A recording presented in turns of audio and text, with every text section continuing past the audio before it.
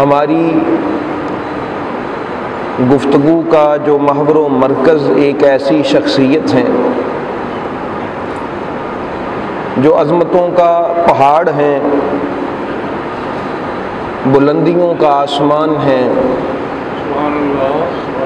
اگر اصحاب بدر میں دیکھیں تو ہمیں وہاں بھی نظر آتے ہیں، اصحاب احد میں دیکھیں تو وہاں بھی موجود ہیں، اصحاب خندق میں دیکھیں تو نوکری کرتے ہوئے دکھائی دے رہے ہیں، اور اگر خیبر والوں کی لسٹ پڑھیں تو وہاں بھی نمایاں طور پہ موجود ہے، اور اس کے علاوہ جہاں جہاں بھی رسول کریم صلی اللہ علیہ وآلہ وسلم میدان کارزار میں کھڑے ہیں تو وہاں وہ بھی موجود ہیں۔ تو عظمتیں ان کے قدم چوم رہی ہیں، اور جبریل ان کی عظمتوں کے ترانے پڑھ رہا ہے، اور قرآن پاک میں 15 آیات کریمہ جن کی شان میں نازل ہو رہی ہیں جداگانہ طور پر، اور اس کے علاوہ جو مجموعی طور پہ میرے محبوب کے صحابہ کی شان میں آیات نازل ہوئیں ان میں تو وہ موجود ہیں ہی۔ تو وہ بڑی عظمتوں والی ایک گمنام شخصیت ہیں جو 7ویں نمبر پہ میرے محبوب کے ہاتھ پہ مسلمان ہوئے۔ کیا شان ہے ان کی کہ جو صاحب الہجرتین بھی ہیں، جنہوں نے حبشہ کی طرف ہجرت کی اور پھر مدینہ کی طرف ہجرت کی۔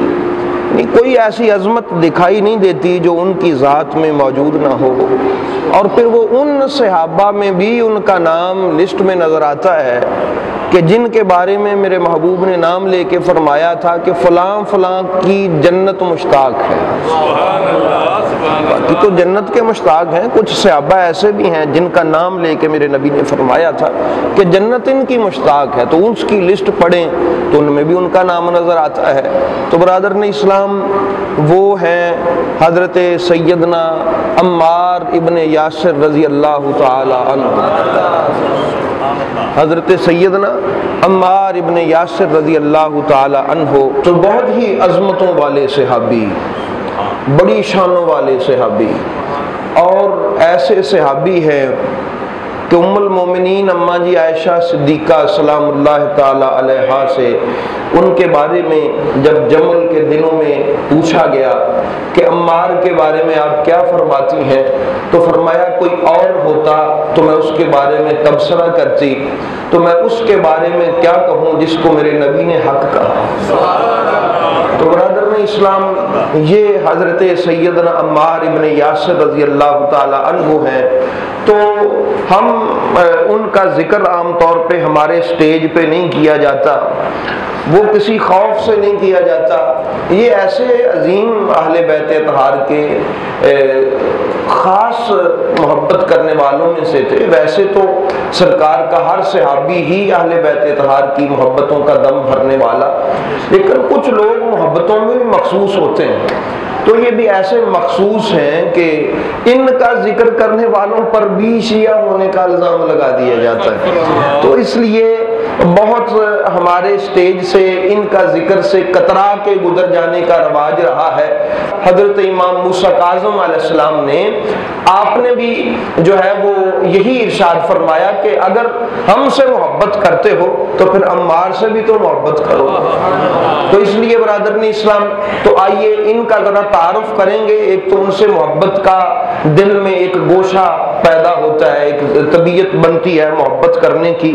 کسی شخصیت کا پتہ ہی نہ ہو تو ان سے محبت کیسے ہوگی؟ ایک تو اس کا ایک مقصد یہ ہے۔ دوسرا، یہ وہ عظیم المرتبت صحابی ہیں کہ ان کی زندگی سے ہمیں سیکھنے کے لیے بہت کچھ ملتا ہے۔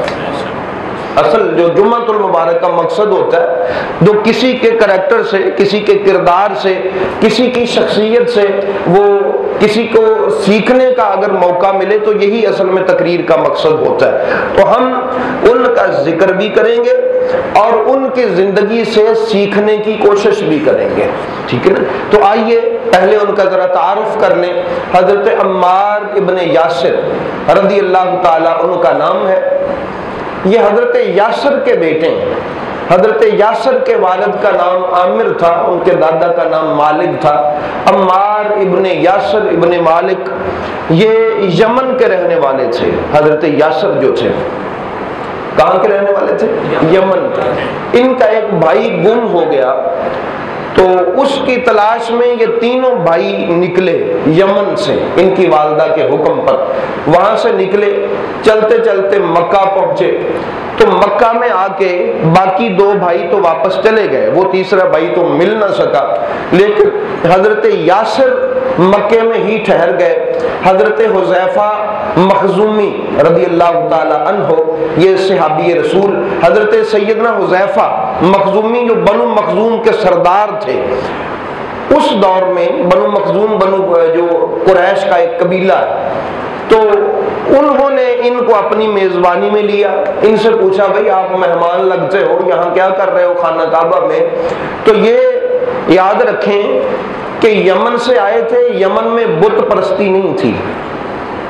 یمن میں بت پرستی یا یہودی تھے وہاں پر یا عیسائی تھے، دو ہی قسم کے لوگ تھے، یا یمن میں یہودی تھے یا کون تھے؟ عیسائی تھے۔ حضرت یاسر جو تھے یہ بھی یمن سے آئے تھے، یہ اللہ تعالیٰ کی عبادت کرنے والے تھے، بتوں کی عبادت کرنے والے نہیں تھے۔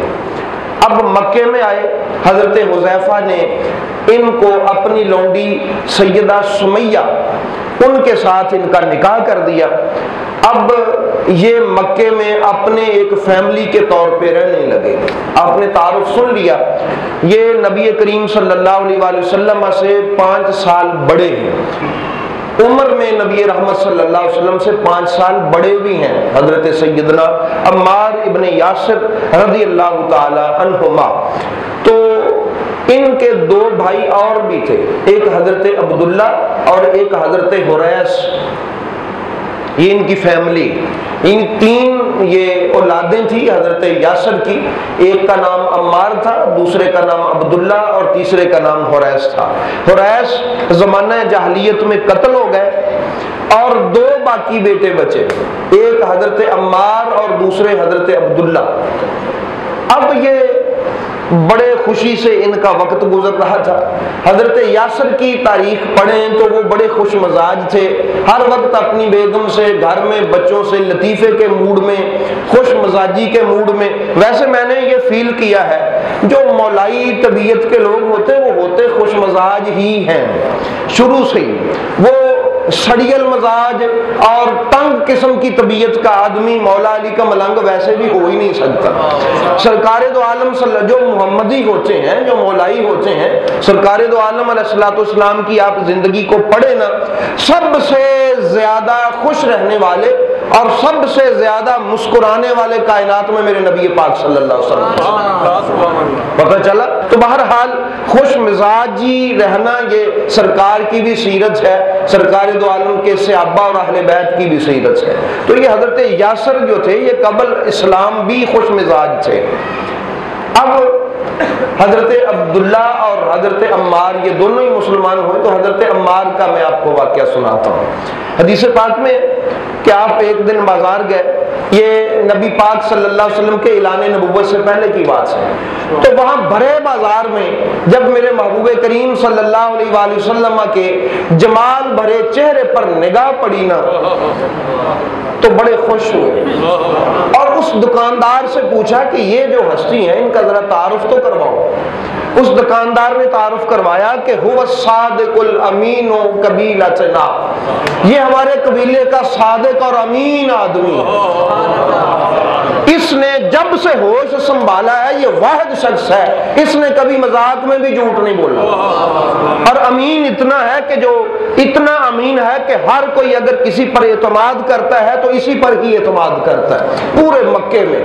تو برادر نے اسلام سنا، اب جا رہے ہیں تو مڑ مڑ کے دیکھتے ہیں، ویسے بھی نبی پاک صلی اللہ علیہ وسلم کی جو سیرت ہے، سرکار کے خد و خال کو پڑھیں تو اس میں ایک لفظ ہے، سرکار ملیح الوجہ تھے، मलीहुल हुस्न, सरकार मली हुस्न उसको कहते हैं, एडा सोना कि जड़ा दिल च खो जाए, इन्ना सोना जिन्हों मुड़ मुड़ वेखण नूं जी करे, उसको मलीह कहते हैं। तो नबी पाक सल्लल्लाहु अलैहि वसल्लम का हुस्न अल्लाह ने मली हुस्न बनाया था, नमकीन हुस्न। समझ आ गई ना? सरकारे दो आलम सल्लल्लाहु अलैहि वसल्लम अब चले गए अपने घर में। कुछ ही दिन गुजरे तो फिर वापस आए। उस दुकानदार से पूछा कि वो बंदा फिर नहीं आया। उसने कहा छोड़ो, वो गलत आदमी है, वो बंदा ठीक नहीं है, वो बंदा चंगा नहीं। भाई उसने क्या किया? उसने कहा जी उसने, वो कहता है इन खुदाओं को छोड़ दो, हमारे बुतों को गलत कहता है, इनको झूठा कहता है, इसलिए हमने उससे अलहदगी इख्तियार कर ली। हजरत अम्मार कहते हैं मैंने दिल में सोचा जेड़ा इन्ने साल जिन्हें झूठ नहीं ना बोलिया,